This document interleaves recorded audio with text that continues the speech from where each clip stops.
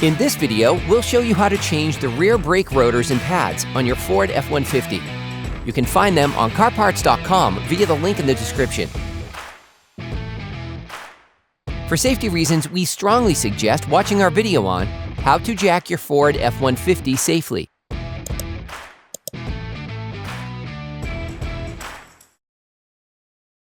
Open the brake fluid reservoir. It is now necessary to release the electric parking brake in order to clear the grip on the disc.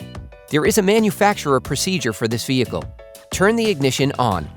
Hold the accelerator pedal and EPB switch. Turn the ignition off, then turn it on.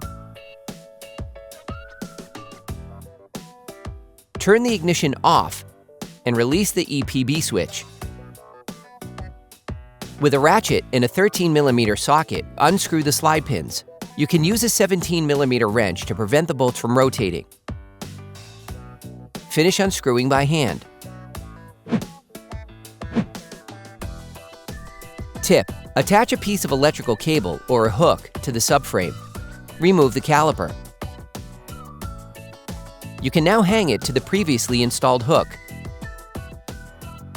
Remove the brake pads by prying them out with a flathead screwdriver.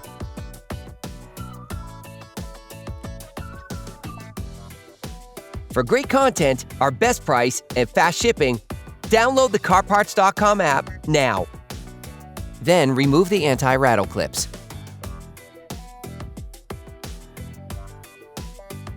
Sometimes the disc may get stuck on the hub. If this happens, use a hammer to remove it. Finally, remove the disc. Using a wire brush, clean the caliper mount to remove any excess rust that could prevent the pads from sliding. Clean the wheel hub with a wire brush, brake cleaner, and paper towels. You can order the discs and pads kit used in the video on CarParts.com via the link in the description. Before installing the new disc, it is vital to clean it using brake cleaner and paper towels to take off the storage paraffin. If your new disc is coated, you can place it directly onto the wheel hub. Put the new brake disc in place. Get hold of the anti-rattle clips supplied in the kit. Place the new anti-rattle clips on the caliper mount. Grab the new pads and lightly coat the ends with copper grease to help them slide more easily.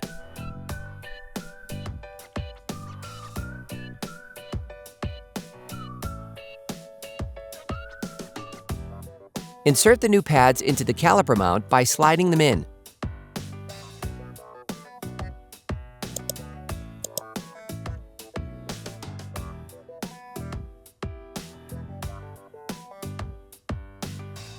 Press the piston into the brake caliper.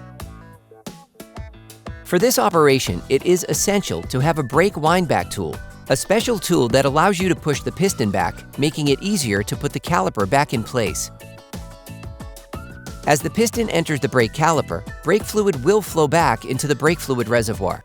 Depending on the original level of the reservoir, make sure that the liquid does not overflow. You need to check the sliding of the brake caliper slide pins and the condition of the caliper slide pin boots. If they look worn, you are advised to replace them with new ones. Put the brake caliper back in place and screw in the slide pins by hand at first. Lock the rotation of the guide pins with a 17mm wrench and screw the slide pins back in using a ratchet and a 13mm socket. Finish tightening using a torque wrench.